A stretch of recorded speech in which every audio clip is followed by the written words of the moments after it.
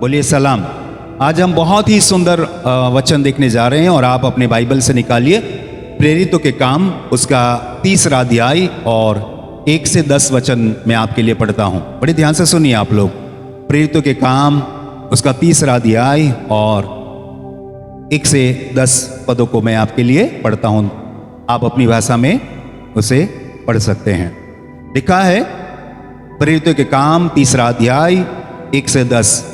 पतरस और यूहन्ना तीसरे पहर प्रार्थना के समय मंदिर में जा रहे थे और लोग एक जन्म के लंगड़े को ला रहे थे, जिसको वे प्रतिदिन मंदिर के उस द्वार पर जो सुंदर कहलाता है बैठा देते थे कि वह मंदिर में जाने वालों से भीख मांगे।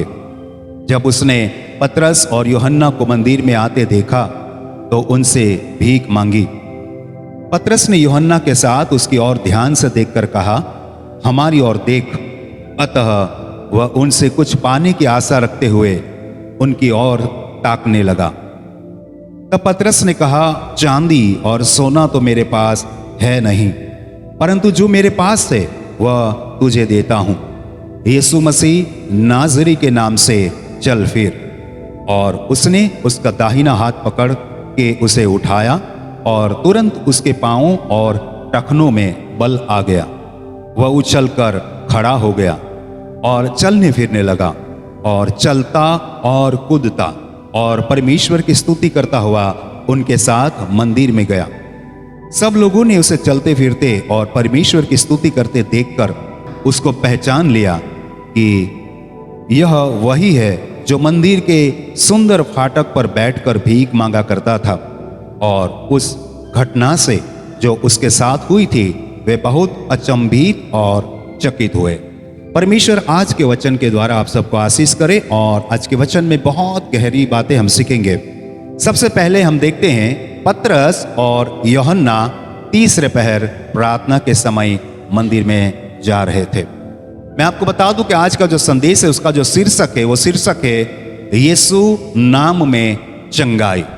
आज का जो शीर्षक है इस आज के अध्ययन का वो है यीशु नाम में चंगाई। बड़े ध्यान से आज के अध्ययन को हम सुनेंगे। जितने भी पद हमने पढ़े 1 से 10 प्रेरितों के काम 3रा अध्याय 1 से 10 पदों को हमने पढ़ा। साधारण रीति से देखा जाए तो एक लंगड़े व्यक्ति को चंगा किया गया है और कुछ हमें ज्यादा मालूम नहीं पड़ता, लेकिन इसकी बहुत सारी गहराइयां जो है वो आज हम सीखेंगे। सबसे पहले बड़े ध्यान से आप देखिए कि पतरस और यूहन्ना तीसरे पहर प्रार्थना के समय मंदिर में जा रहे थे। बड़े ध्यान से आपने सुना तो यहां लिखा है तीसरे पहर, यानी कि यहां पर तीसरा पहर लिखा है जो रोमन हिसाब से लिखा है। इसका मतलब होता है दोपहर को 3 बजे। अब बड़े ध्यान से इसको यदि आपने पढ़ा है तो आपको समझ में आएगा कि प्रार्थना के समय में कौन सा समय था वो जब वो लोग जा रहे थे, तो हमें बता रहा है वचन कि वो प्रार्थना का समय था। मंदिर जो है उसकी विभिन्न प्रकार से वहां पर हम लोग जाते हैं। कई लोग मंदिर में कुछ अर्पण चढ़ाने के लिए जाते हैं, कई लोग मंदिर में कोई त्योहार होता है उसके लिए जाते हैं। लेकिन यहां पर बहुत ही क्लियर मेंशन किया गया है कि दोपहर के 3 बजे वे लोग प्रार्थना करने के लिए गए, ऐसा नहीं लिखा। लेकिन वो जो पर्टिकुलर टाइम था, पर्टिकुलर जो समय था वो था प्रार्थना का। यानी कि जितने भी लोग उस समय आएंगे वो लोग विशेष रीति से परेशान होंगे, विशेष रीति से कोई मन्नत मानने के लिए वो मंदिर में जा रहे हैं, या विशेष रीति से प्रार्थना करने या करवाने के लिए उस समय जा रहे हैं। उदाहरण के रूप से देखें तो सुबह में शायद वो होम बलि या कोई बलिदान चढ़ाने के लिए आते होंगे। अलग अलग टाइम पीरियड दिया होगा, तो कुछ समय के लिए ये टाइम रहता है, कुछ समय के लिए ये टाइम रहता है, कि कोई ऐसा टाइम रहता है। तो यहां पर मेंशन किया गया है कि प्रार्थना का समय था वो। यानी मंदिर में बहुत अलग अलग रीति से लोग जाते हैं। चढ़ावा चढ़ाने के लिए जाते हैं, कोई मन्नत मानते हैं तो कोई चीज चढ़ाने के लिए जाते हैं। लेकिन यहां पर ऐसी चीजें नहीं लिखी। यहां पर बहुत ही स्पष्ट रूप से लिखा है कि प्रार्थना का समय था वो, और इसलिए जितने भी लोग उस समय जा रहे थे वो विशेष हेतु के लिए जा रहे थे कि वो अपने दुख दर्दों से वो बच जाएं, दुख दर्दों से उनको छुटकारा मिले। तो उसके लिए वो विशेष प्रार्थना करने या करवाने के लिए जाते थे। तो उस समय का मौका देखकर पतरस और यूहन्ना भी उसी समय को पसंद करते हैं।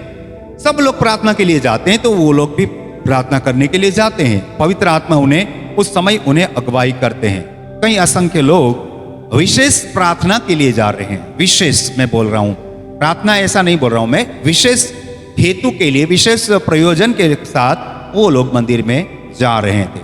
कहने का मेरा तात्पर्य ये है कि यूहन्ना और पतरस का जो उद्देश्य है वो है प्रार्थना करने जाना। बाकी के जितने भी प्रभु के लोग हैं, प्रभु में विश्वास करने वाले लोग हैं, वो भी इसलिए जाते थे विशेष उद्देश्य के लिए कि वो प्रार्थना करें या करवाएं। लेकिन किसी और एक व्यक्ति भी वहां पर हमें बताया गया है, उसका भी कोई उद्देश्य है। वो समय में वो कहां जाता है वो हम देखते हैं दूसरे वचन में। और लोग एक जन्म के लंगड़े को ला रहे थे। यहां लग रहा है कि वह लंगड़े व्यक्ति को, जो जन्म से लंगड़ा है, उसको लोग इसलिए लेके जा रहे हैं कि उसके लिए प्रार्थना हो। आधा हमने सुना है, अभी तो क्या होगा वो मैं बाद में बताता हूं। लेकिन आधा पद पढ़ने से हमें यह मालूम होता है सारे लोग प्रार्थना करने के लिए विशेष समय जो 3 बजे का समय, इसलिए वो 3 बजे प्रार्थना करने के लिए जा रहे हैं। तो हमें ऐसा लगता है कि उस जन्म से लंगड़े व्यक्ति को वो प्रार्थना करने या करवाने के लिए वो ले जा रहे हैं। लेकिन नहीं, पूरा वचन मैंने नहीं पढ़ा, ध्यान से सुनिए। कई बार हमारे जीवन में ऐसी बातें होती कि हमें आधा अधूरा मालूम होता है। बहुत बार ऐसा होता है कि आधा अधूरा मालूम होने के कारण हमें कुछ सत्य नहीं मालूम, और इसी अर्ध सत्य में पूरी जिंदगी हम खत्म कर देते हैं। लेकिन पहले वचन को पूरा पढ़ते हैं। और लोग एक जन्म के लंगड़े को ला रहे थे, जिसको वे प्रतिदिन मंदिर के उस द्वार पर, जो सुंदर कहलाता है, बैठा देते थे कि वह मंदिर में जाने वालों से भीख मांगे। बड़े ध्यान से अपने पूरा वचन पढ़ा। बहुत लंबा वचन था, लेकिन कहानी भी बहुत लंबी है उसमें। कई लोग दोपहर को 3 बजे इसलिए जाते थे कि विशेष रीति से वो प्रार्थना करें या करवाएं। वहां जो याजक हैं या प्रार्थना करने वाले लोग हैं, उनके पास वो प्रार्थना करवाएं, अपनी मन्नत उनके आगे पेश करें कि भाई हमारी ये प्रार्थना विनती है, आप हमारे लिए प्रार्थना कीजिए, आप खुद भी प्रार्थना करें। लेकिन दूसरे व्यक्ति का दूसरे वचन में हम वर्णन देखते हैं, तो वो प्रार्थना के समय के साथ उसको कोई लेना देना नहीं है। उस मंदिर से भी उसे कुछ लेना देना नहीं है। वहां आने जाने वाले लोगों से भी ज्यादा कोई लेना देना नहीं। उसको लेना देना है भीख मांगने से। भीख का पैसा मिले वो उसकी अपेक्षा है, वो उसकी इच्छा है, वो उसका उद्देश्य है। बाकी के सारे लोग, जैसे कि पतरस और यूहन्ना और बाकी के सारे लोग मंदिर में क्यों जा रहे थे? प्रार्थना करने या करवाने के लिए। लेकिन एक ऐसे व्यक्ति का वर्णन हमें दूसरे वचन में मिलता है। वो कहता है वचन हमें कि जन्म से जो लंगड़ा व्यक्ति था, वो प्रार्थना करने या करवाने के लिए मंदिर में नहीं जा रहा है। उसे उसके लोग जो है वो उठा कर ले आए, और मंदिर के जो सामने जो प्रवेश द्वार है, जिसका नाम भी लिखा गया है यहाँ पर, उस प्रवेश द्वार का नाम है सुंदर। क्या लिखा है? सुंदर। इंग्लिश में ब्यूटीफुल। लेकिन वास्तव में हमारा जीवन इतना ब्यूटीफुल नहीं है, हमारा जीवन इतना सुंदर नहीं है। सारे के सारे लोग प्रार्थना करने के लिए मंदिर के भीतर जा रहे हैं, लेकिन एक ही व्यक्ति है जो मंदिर के भीतर नहीं, द्वार के सामने उसको बैठाते हैं। वो खुद नहीं जा सकता, दूसरे लोग उसे ले जाके वहां पर बैठा देते थे, ताकि जितने लोग बड़ी आस्था लेकर जाते थे, वो परमेश्वर की प्रार्थना के लिए जाते थे, तो उसके ऊपर दया खाए। उसको देखकर, उस भिक्षुक को देखकर, उस भिखारी को देखकर उनके मन में करुणा आए, और कुछ पैसे या वगैरह खाना कुछ दे के चले जाए, और फिर वो अपनी प्रार्थना के लिए जाए। तो वो जो लंगड़ा व्यक्ति था, उसका उद्देश्य था उससे आज अच्छी भिक्षा मिले। प्रतिदिन उसे वहां पर बैठाया जाता था। प्रतिदिन लोग वहां पर प्रार्थना करने के लिए जाते थे, लेकिन प्रतिदिन वो उस दरवाजे के सामने उसको बैठाया जाता था, ताकि उसको प्रतिदिन कुछ पैसे या कुछ खाना मिल जाए। देखिए, 2 प्रकार के लोगों का वर्णन पहले 2 वचन में हमें मिलता है। पहले वचन में हम पतरस और यूहन्ना और बाकी के लोगों को देखते हैं कि जो लोग प्रार्थना के विशेष समय को ध्यान में रखते हुए दोपहर को 3 बजे वो प्रार्थना करने के लिए वहां पर जाते हैं। लेकिन दूसरे ही वचन में पूरी कहानी उलट जाती है। दूसरे वचन में हम देखते हैं कि वहां पर एक लंगड़ा व्यक्ति जानबूझकर रास्ते के किनारे उस सुंदर नाम के दरवाजे के सामने वो बैठता था, ताकि आने जाने वाले उसे कुछ भीख दे जाएं। आज हमारी जिंदगी वैसे ही है। हम लोग जन्म से अच्छे तो जन्मे हैं, लेकिन आध्यात्मिक रीति से हम अभी भी लंगड़े हैं। हमारी आध्यात्मिक चाल सही नहीं है, हम अपने आप नहीं चल पा रहे हैं। वो व्यक्ति शारीरिक रीति से लंगड़ा था, लेकिन हम आध्यात्मिक रीति से लंगड़े हैं। ना उस मंदिर से हमें लेना देना है, ना परमेश्वर से हमें लेना देना। हम तो अपनी जिंदगी में अपने जीवन के दुखों को लेकर बैठे हैं। वो भी रास्ते के किनारे बैठता था और कोई आने जाने वाला उसे पैसा दे जाए, बड़ी उम्मीद के साथ उनको देखता था। वो कोई अंधा व्यक्ति नहीं था, वो लंगड़ा था, शरीर से विकलांग था, इसलिए वो चल नहीं सकता था। कुछ लोग उसे प्रतिदिन के नियम के अनुरूप उसे ले जाते थे। ऐसा नहीं लिखा सुबह में उसे बैठाया, उसे भी दोपहर को बैठाया, क्योंकि दोपहर को बहुत ज्यादा पब्लिक आती थी। प्रार्थना का समय होने के कारण वहां के याजक प्रार्थना करते होंगे, लोग प्रार्थना करते होंगे। विशेष उद्देश्य से सभी लोग दुखी थे। एक बात तो यहाँ पर सिद्ध हो जाती है कि पतरस यूहन्ना के अलावा बाकी के सभी लोग कुछ न कुछ मन्नत मानने के लिए वहां जाते थे। वो भी दुखी थे, अंदर जाने वाले भी दुखी थे, कुछ न कुछ अपेक्षा लेकर जाते थे। और बाहर जो बैठा था लंगड़ा, वो भी अपने जीवन के अपाहिजपने से, विकलांगता से वो भी दुखी था। आज ही मुझे और आपको दिखाता है, कोई मंदिर में जाता है या कोई मंदिर के बाहर है, लेकिन सभी लोग भिखारी की तरह जीवन जीते हैं। वो शरीर से भिखारी था, शरीर से अपाहिज था, लेकिन आज हम मन से अपाहिज है, आज हम आध्यात्मिक रीति से अपाहिज है। लेकिन क्या होता है देखते हैं, कौन बैठाता था उसको? लोग, अच्छे लोग लाते थे, वो मंदिर में नहीं जाते थे, उसको वहीं पर बैठा के अपने अपने काम के लिए वो चले जाते थे। यही जिंदगी है, सबका स्वार्थ था। देखिए मैं बताता हूं, जितने लोग मंदिर में जाते थे उनका स्वार्थ था कि हम जो भी प्रार्थना करें उसका प्रत्युत्तर हमें मिले, वो उनका स्वार्थ था। वो आध्यात्मिक दृष्टिकोण से नहीं जाते थे, लेकिन कुछ सांसारिक बातें उनके जीवन में आए, कुछ उनको जो जरूरत है वो उनको मिल जाए, उस उद्देश्य से वो लोग प्रार्थना करने के लिए जाते हैं कि प्रभु हमारी प्रार्थना को सुने, हमें बच्चे का दान दे, हमें कोई अच्छा का रोजगार दे, हमारे परिवार में स्वास्थ्य दे, हमारे ये आवश्यकताएं वो दे, हमारा ये दे, हमारा वो दे। सभी लोग अपने अपने स्वार्थ के कारण उस मंदिर में जा रहे थे।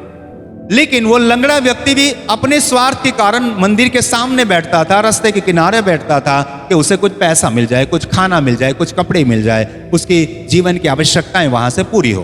और तीसरे जो व्यक्ति थे, वो तीसरे व्यक्ति कौन थे? जो लंगड़े को उठाकर वहां पर बैठाने वाले थे। शाम को जब लंगड़े को वापस लेने आते होंगे तो लंगड़ा उनको बोलता कि मुझे इतने पैसे मिले, मुझे ये मिला, तो उनको भी उसको कुछ कमीशन देना पड़ता होगा। आज पूरी दुनिया कमीशन पे चलती है, जहां देखो वहां कमीशन कमीशन कमीशन। वो भिक्षा मांगने वाला व्यक्ति हर शाम को उनको कुछ पैसा देता होगा, मतलब उनको भी कुछ रोजगार मिल जाता था। उनका भी यह स्वार्थ था कि ये आदमी को आज हम बैठाएंगे, उसको ज्यादा पैसा मिले तो हमें भी ज्यादा देगा। सबका स्वार्थ था। आज इस दुनिया में, पूरी दुनिया में स्वार्थ चल रहा है। हाँ, तो मंदिर के अंदर जाते हो, मंदिर के बाहर बैठते हो, या वापस घर पे उसको छोड़ के घर पे चले, तीनों प्रकार से सभी के जीवन में कुछ न कुछ स्वार्थ था वहां पर। आज इंसान के जीवन में यही तो है, स्वार्थ। लेकिन देखते हैं क्या होता है। तीनों प्रकार के लोगों का स्वार्थ था, लेकिन पतरस और यूहन्ना का स्वार्थ यह था कि वो मंदिर में जाएं, परमेश्वर से सामर्थ्य पाएं और आगे जाके प्रभु के लोगों के बीच में जाकर वो सेवा करें। उनका आध्यात्मिक स्वार्थ था। बाकी के लोगों का जो स्वार्थ था वो सांसारिक था कि भाई हमारी मन्नत पूरी हो जाए, हमारी प्रार्थना कबूल की जाए। और लंगड़े का स्वार्थ था कि हमें कुछ पैसा मिल जाए, और उसको लाने वाले का स्वार्थ था कि हमें शाम को कुछ कमीशन या कुछ पैसा मिल जाए। सब अपने अपने स्वार्थ से चलते हैं इस दुनिया में। लेकिन यहां पर एक वर्ड है, एक शब्द है, उसको मैं इस्तेमाल करना चाहूंगा। लिखा है, जिस द्वार के पास उसे बैठाया जाता था उस द्वार का नाम था सुंदर। द्वार का नाम बहुत अच्छा था, सुंदर। लेकिन यहां जो द्वार का नाम था ना, उसका नाम था सुंदर, लेकिन वास्तव में देखा जाए तो जिंदगी सुंदर नहीं थी। उस द्वार के सामने बैठा व्यक्ति भी दुखी है और उस द्वार के भीतर से जाने वाला व्यक्ति भी दुखी है। यदि दुखी ना होता तो परमेश्वर के पास क्यों जाता प्रार्थना करने के लिए? किसी को शौक नहीं है कि लोग प्रार्थना करने के लिए प्रतिदिन जाएं, लेकिन इतने दुख में, इतनी पीड़ा में, इतनी समस्या में है ना लोग, तो बार बार जा जाकर प्रभु से विनती करते हैं, या तो विनती वहां याजकों के पास विनती करवाते कि हमारे लिए विनती कीजिए। ये इंसान को दर्शाता है, मुझे और आपको दर्शाता है। हाँ, सभी लोग बहुत दुखी है। कोई शरीर में दुखी है, कोई मन से दुखी है, कोई आत्मा से दुखी है, कोई आर्थिक रीति से दुखी है, कोई पारिवारिक रीति से दुखी है, कोई व्यक्तिगत रीति से दुखी है, कोई विद्यार्थी है तो वो कहीं अपने एटीकेटी को सॉल्व करने के लिए परेशान है। क्या क्या परेशानी है इंसान के जीवन में। लेकिन द्वार का नाम तो सुंदर लिखा है, लेकिन किसी का जीवन सुंदर नहीं था। किसी का भी जीवन सुंदर नहीं था। यदि किसी का जीवन सुखी और संपन्न होता ना, तो वो मंदिर में जाते ही नहीं प्रार्थना करवाने की। भाई हम तो अच्छे भले हैं, हमें क्या प्रार्थना है कि हम तो काम करते हैं, पैसा कमाते हैं, सुख चैन से रहते हैं, हमें परमेश्वर की भी जरूरत नहीं है वहां जाने की, मंदिर में जाके प्रार्थना करने की भी जरूरत नहीं, हम तो बस अच्छे हैं। हाँ, वो यदि सुबह को जाते होंगे वहां पर भेंट करते होंगे वो अलग, लेकिन ये समय है वो प्रार्थना का समय है, विशेष रीति से परमेश्वर से मांगने का समय है। यानी सभी लोग किसी न किसी रीति से दुखी थे। नाम था सुंदर, लेकिन जिंदगी को दर्शाता है बिल्कुल दुखी और परेशान। सुंदर नाम के दरवाजे से भीतर जाने वाले भी दुखी थे और सुंदर नाम के दरवाजे के सामने बैठे लोग भी दुखी थे। जो सुंदर कहलाता है वहां पर बैठा देते थे कि वह मंदिर में जाने वालों से भीख मांगे। देखो यहां पर दो प्रक्रिया होती है। कुछ लोग भीतर जाते थे और वहां परमेश्वर के आगे झुकते थे, और ये जो व्यक्ति है दरवाजे के सामने रास्ते के किनारे बैठा है वो भी बैठा है। यानी कि जो स्थिति है ना वो बैठने वाली स्थिति है। मंदिर में जाके भी उनको बैठकर या घुटने पर टेक कर उनको प्रार्थना करनी होती है, और यहाँ भी ये व्यक्ति के रास्ते के किनारे बैठा ही है। ये जो बैठना जो है ना वो हमारी स्थिति को दर्शाता है। आज हमारी स्थिति में गति नहीं, हमारी स्थिति में मतलब बैठ चुके हैं हम लोग, निराश हो चुके हैं हम लोग, हताश हो चुके हैं, कई समस्याएं हमारे जीवन में। उसने पतरस और यूहन्ना को मंदिर में जाते देखा। हम जानबूझ के आधा आधा वचन पढ़ रहे हैं ताकि हम पूरा समझे। पहले हम देखते हैं कि बहुत सारे लोग वहां पर मंदिर में जाते थे प्रार्थना करने के लिए और या तो करवाने के लिए, और उसी समय पतरस और यूहन्ना भी उस मंदिर में प्रार्थना के समय में प्रवेश द्वार के पास से भीतर जा रहे थे। तो पतरस और यूहन्ना के ऊपर उस जन्म से अंधे व्यक्ति जो भिखारी है उसकी नजर पड़ी। उसने उनके ऊपर नजर इसलिए की तो वो भी दूसरे लोगों की तरह ही सामान्य व्यक्ति है, इस तरह से उसने उनके ऊपर नजर डाली कि ये लोगों को मैं देखूंगा बड़ी दया से तो वो मेरे तरफ देखेंगे, मेरे मुंह को देखेंगे, मेरी दयनीय स्थिति को देखेंगे, मेरे लंगड़ेपन को देखेंगे, मेरे अपाहिजपने को देखेंगे, तो मेरे ऊपर तरस खाकर मुझे कुछ 2-5 पैसे दे के जाए या मुझे कुछ खाना दे के जाए। उस उम्मीद के साथ उसने पतरस और यूहन्ना को देखा। भीतर जाने वाले भी प्रभु की ओर नजर करते थे और ये बाहर बैठा भी लोगों के ऊपर नजर करता था। उसने उनको बड़े ध्यान से देखा कि पतरस और यूहन्ना को जानता नहीं था, लेकिन उसने एक वहां जाने वाले भक्तजन की तरह उसको देखा कि उनसे कुछ पैसे मिल जाए।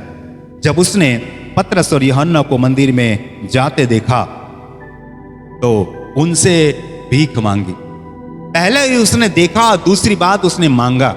लोग आज इसीलिए चर्च में जाते हैं, लोग इसीलिए मंदिर मस्जिद जाते हैं, इसीलिए गुरुद्वारा जाते हैं, इसीलिए ये मंदिर वो मंदिर के द्वार खटखटाते हैं कि शायद यहाँ जाएंगे तो हमारी मन्नत पूरी हो जाएगी, शायद वो मंदिर जाएंगे तो हमारी मन्नत पूरी हो जाएगी, हमारी प्रार्थना कबूल की जाएगी। यहाँ नहीं होता तो चलो वहां जाए। यहाँ लोग ढूंढते रहते हैं। वो जिस तरह से वो व्यक्ति, लंगड़ा व्यक्ति जाने वालों को देखता था कि वो दे सकता है मुझे, तो उनसे वो देखकर उनसे फिर भिक्षा मांगता था। आज हमारी प्रकृति भी तो ऐसी ही है, कुछ मिल जाए, कुछ हमारी आशा पूरी हो जाए। हर मंदिर के द्वार इसीलिए तो खटखटाए जाते हैं। हम देखते हैं यहां पर कि जब उसने पतरस और यूहन्ना को मंदिर में जाते देखा तो उनसे भीख मांगी। पतरस ने यूहन्ना के साथ उसकी ओर ध्यान से देखा। आप भी ध्यान से सुनिए। पतरस और यूहन्ना ने उस जन्म से लंगड़े व्यक्ति को सिर्फ देखा नहीं, लेकिन ध्यान से देखा।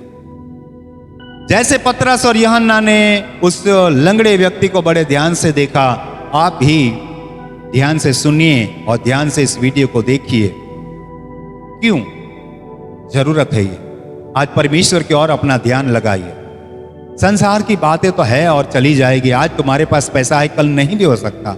आज नहीं है तो कल आ भी सकता है, लेकिन परमेश्वर ऐसा है जो कभी बदलता नहीं, कभी नहीं बदलता।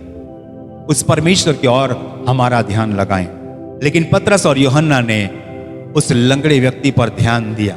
हालेलुया। उन्होंने उस सुंदर नाम के दरवाजे के ऊपर ध्यान नहीं दिया।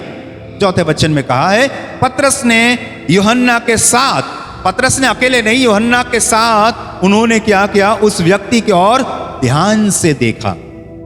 सभी लोग उस सुंदर नाम के दरवाजे को ध्यान से देखते थे, सभी लोग उस मंदिर को देखते थे ध्यान से, लेकिन इन्होंने ऐसा नहीं किया। मैं ये संदेश को जब बना रहा था मुझे इस चीज में बहुत ध्यान, मुझे बहुत अच्छा लगा इस बात। उन्होंने किसी निर्जीव वस्तु को नहीं देखा, ध्यान से। पतरस और यूहन्ना ने उस मंदिर को ध्यान से नहीं देखा। पतरस और यूहन्ना ने उस सुंदर नाम के दरवाजे को भी ध्यान से नहीं देखा, क्योंकि वो दोनों चीजें निर्जीव थी। वो पत्थर या लकड़ी से बनाई गई चीजें थी। दरवाजा लकड़ी से बनाया होगा और मंदिर पत्थर से बनाया। और हम जानते कि वो मंदिर में ऊपर जो डोम होता है, जो बुर्ज होता है, उसको सोने से बहुत सोना भी उसमें लगाया गया था। लेकिन उस मंदिर को उन्होंने ध्यान से नहीं देखा। उन्होंने एक ऐसे व्यक्ति को देखा जो लंगड़ा है। उन्होंने ऐसे व्यक्ति के ऊपर अपना ध्यान लगाया जो दुखी है। उन्होंने एक ऐसे व्यक्ति के ऊपर अपना ध्यान लगाया जो भिक्षा मांग रहा है। ये होता है मानवता। और इसीलिए बहुत अच्छा वर्ड है मानवता परम धर्म। प्यारे दोस्तों, आज इंसान को देखिए। ये मंदिर मस्जिद धर्म के चक्कर में ही हम लोग दुखी हो जा रहे हैं। इसी चक्कर में हम लोग अपना अच्छा जीवन भी बर्बाद कर रहे हैं। हमें ऐसे लोगों को देखना है जो सच में दुखी हैं, सच में जिनको प्रभु की जरूरत है। मैंने शीर्षक बताया यीशु नाम में चंगाई। उनको यीशु के नाम की जरूरत है।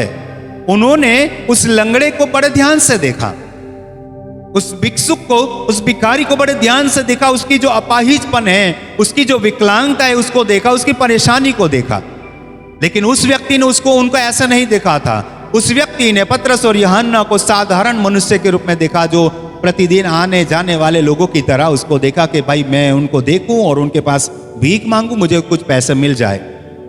उस व्यक्ति ने उनको बड़े साधारण दृष्टि से देखा था। लेकिन पतरस और यूहन्ना ने उस लंगड़े व्यक्ति को बड़े ध्यान से देखा था। हालेलुया। ध्यान से देखकर कहा हमारी ओर देख। जब मैं संदेश के बारे में अध्ययन कर रहा था तो मुझे आश्चर्य हुआ कि पतरस और यूहन्ना क्यों अपने आप की ओर देखने को कहते थे। वो इसलिए कहते थे कि हमारे हाथ पैर अच्छे हैं, तू तो लंगड़ा है, तेरे तो फटे टूटे कपड़े, तू तो भिखारी, हमने अच्छे कपड़े पहने हैं। वो नहीं कह रहे थे। वो भौतिक रीति से अपने आप को देखने के लिए वो नहीं कहते थे। वो ये कहना चाहते थे कि हमारी ओर देख। हमारे, क्योंकि वो भिखारी किनको देखेगा? उसके हाथ को नहीं दिखेगा, उसके पैर को नहीं, उसके कपड़े को नहीं देखेगा, उसके चेहरे को देखेगा। पतरस और यूहन्ना ये कहना चाहते हैं कि हमारे चेहरे की तरफ देख, हमें देख। मतलब वो अपने जो चेहरे पे जो खुशी है ना, वो दिखाना चाहते थे। ये संदेश का भावार्थ यही है। वो ऐसा कहते थे कि भाई तू भिखारी है, भिक्षा मांग रहा है, अपाहिज है, बड़ा दुखी और दर्दी है, बड़े समस्या में है, लेकिन हमारे चेहरे को देख। आप लोग को पता है कि पतरस कोई अमीर आदमी नहीं था, यूहन्ना कोई अमीर आदमी नहीं, तो बेचारे मछुआरे थे, गरीब लोग थे, मछली पकड़ते बेचते थे और अपना गुजारा करते थे। लेकिन आज जब यीशु के पास वो आ गए थे और यीशु के चेले बन गए थे, सब कुछ छोड़ के बस प्रभु की सेवा करते थे। बड़ी गरीबी में थे वो, मेरी तरह वो भी 3-3 पैसे के लिए, 1-1 रुपए के लिए तरसते थे। वो भिखारी भी 1-1 रुपए के लिए तरसता था। उस भिखारी में और ये पतरस और यूहन्ना में ज्यादा कोई आर्थिक रीति से फर्क नहीं था। वो भिखारी भी पैसों के लिए मतलब उसको पैसे के लिए अपेक्षा रखता था कि कुछ पैसे मिल जाए तो मेरा गुजारा हो जाए। उसी तरह से पतरस और यूहन्ना बहुत धनी व्यक्ति नहीं थे। वो भी मेरी और आपकी तरह साधारण इंसान थे, मछुआरे थे, गरीब लोग थे। लेकिन वो ये कहना चाहते थे कि भाई पूरा जीवन पैसों में नहीं है, हमें देखो, हम दोनों को देखो। हमारे चेहरे पे जो खुशी है ना, वो नाम का जो दरवाजा है ना सुंदर, उसमें वो सुंदरता नहीं है। सही सुंदरता हमारे जीवन में है। ताली बजा दीजिए, हालेलुया। लोग उस सुंदर नाम के दरवाजे को देखकर जाते थे, लोग उस मंदिर को देखकर जाते थे। लेकिन उस पतरस और यूहन्ना ने बड़ा अच्छा शब्द यूज किया, हमारी तरफ देखो। हमारे चेहरे की प्रफुल्लितता को देखो, हमारे चेहरे पे जो खुशी है ना वो देखिए, क्योंकि हम जानते हैं यीशु मसीह को। ताली बजा दीजिए। हमने देखा यीशु मसीह हमारे गुरुजी के साथ हम 3.5 साल रहे और उसके द्वारा जो चमत्कार हुए, इसने हमारे जीवन को बदल के रख दिया। हम भी मछुआरी का काम करते थे, पैसा हम भी पसीना बहा के पूरा रात भर हम मछली पकड़ते थे और दिन में मार्केट में जाके बेचते थे और ऐसे पैसा कमाते थे और जैसे तैसे हमारा गुजारा करते थे। आज हमारे पास वो भी नहीं है, हम तो बस प्रभु की सेवा करते, बड़े गरीब लोग हैं। लेकिन आज हमारे चेहरे पे वो प्रसन्नता है, वो खुशी है जो हमें यीशु मसीह ने दी है। ताली बजा दीजिए आप, हालेलुया। आपके जीवन में यीशु है ना, इससे बड़ी खुशी की बात कोई नहीं है। आप यीशु मसीह को जानते हैं ना, इससे बड़ी कोई उपलब्धि है ही नहीं। पैसा तो आज है, कल नहीं है, आज नहीं है तो कल आ सकता है। लेकिन यीशु का नाम, अद्भुत नाम जो आपके पास है ना, वो किसी के पास नहीं है।